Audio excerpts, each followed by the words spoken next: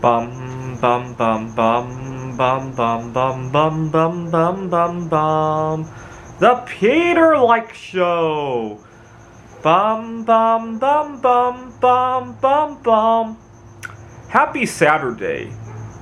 I had a little bit of soul searching today that made me once again think about where I stand in terms of financial freedom, where I stand in terms of being accepted for who I am, where I live, among other things. So it's Saturday. I had gone out just to mingle with others. I made it a resolution this year to network more, right? To do the opposite of what we were told to do during COVID-19, basically, right? I quickly discovered that there were some hitches. First of all, I had a bad...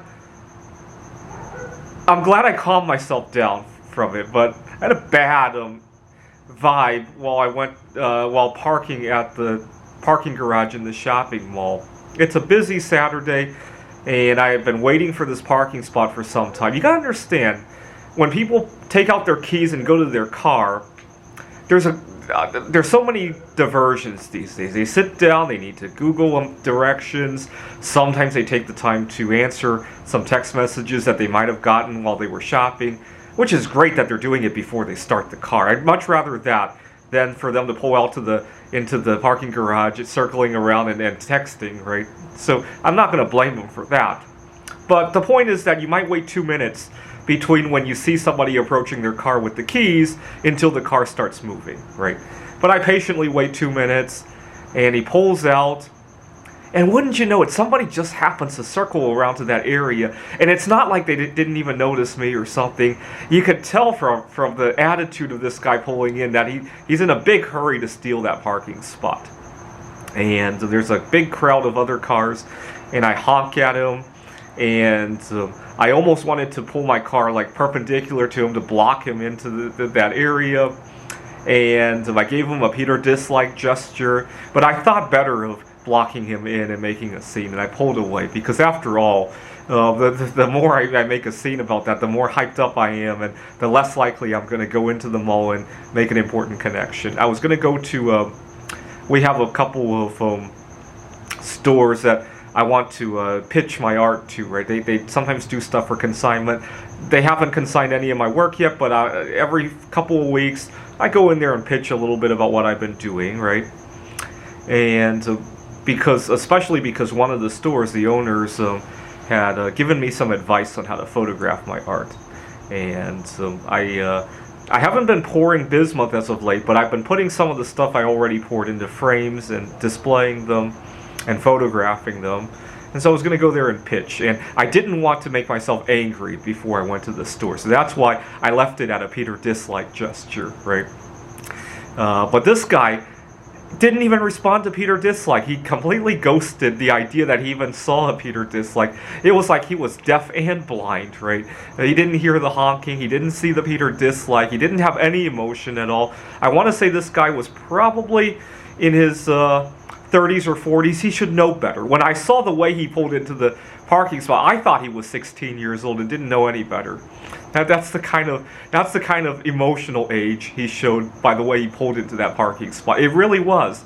I thought it was maybe a 16-year-old, maybe taking his girlfriend on a first date to that shopping mall. Oh my God, look at what I'm capable of with this car, right? That's the kind of attitude. I never imagined it would be a middle-aged guy, possibly also solosexual, right? He went to the shopping mall alone, right? I never would have imagined that. And so that was that. And then I get to the shopping mall, and everybody's just here in the United States, you're on your own, right? And there's no camaraderie between the people here, and it's very different from the kind of lifestyle I experience when I travel to Eastern Europe, to Japan, to Taiwan. There's a lot more family, right? The entire country of Taiwan might as well be one big family, the way they operate, right? And unfortunately, at my workplace, a lot of times we don't band together very well, and as a result, everybody's finding their own way to suffer. I can't tell you how many times I bring up a work suggestion that you would think would be common. I'm trying to remember the last time it happened. But yet, I go up to human resources, go up to whoever at work, and they say, oh, there's nobody asked for this kind of stuff. Yeah, right. Everybody wants it and they don't ask for it. I'm trying to remember. I used to work for Microsoft when I was in Seattle. They have these shuttle cars that take you from one building to another. And some people, I hope it's not as common today, but back in the day, this is about 10 years ago, some people used to wear a lot of fragrances.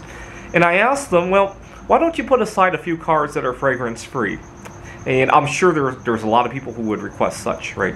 Some 20% of us suffer from some degree of MCS. There's some people who just want to avoid it for health purposes.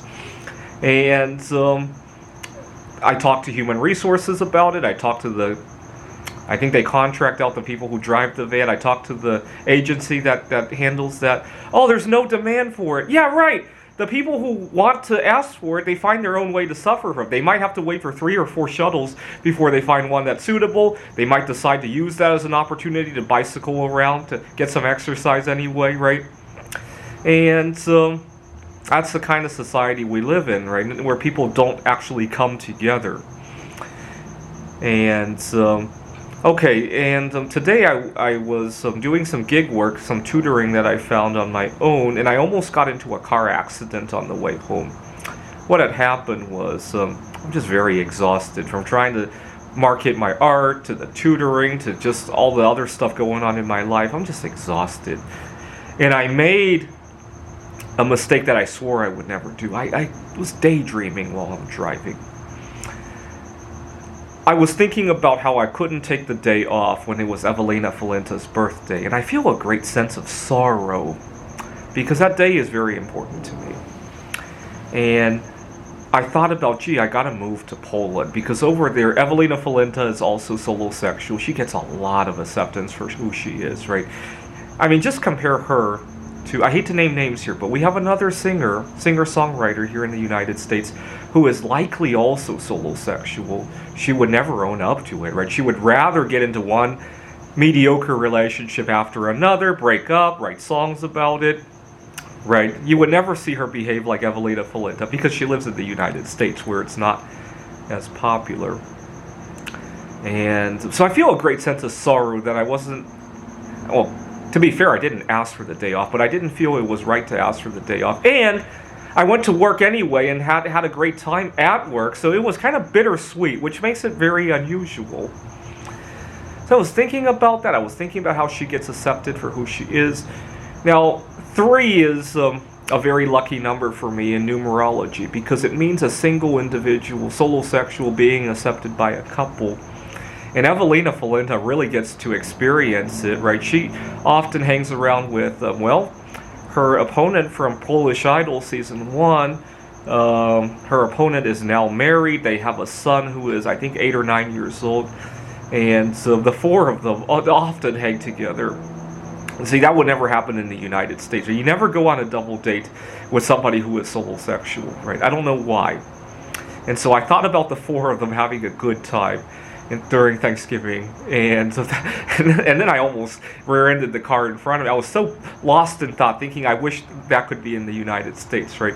The other singer-songwriter who is solosexual in the United States, you'll never see her spend time with a couple, the 3 of them during Thanksgiving, right? That's why she has to hang around a football star and pretend to have a relationship just to mingle with the others and to get song ideas. And then when they break up, to write even more songs about that, right?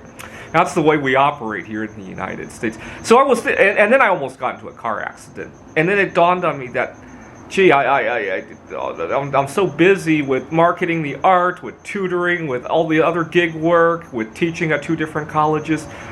I really need to fix my financial freedom situation, and so that's something I'll have to work on. We're coming up to a new year where I get to contribute to my Roth IRA again, and hopefully something will dip, right? I wish there were bismuth mining stocks, but bismuth is a byproduct of mining copper, silver, all the other stuff. So I probably do own some bismuth mining companies indirectly anyhow. Hopefully some of that will dip, and when the right time comes, sell some of that by bismuth. You can withdraw your initial contribution into your Roth IRA, right? And hopefully I'll have some gain to roll over and not withdraw, right?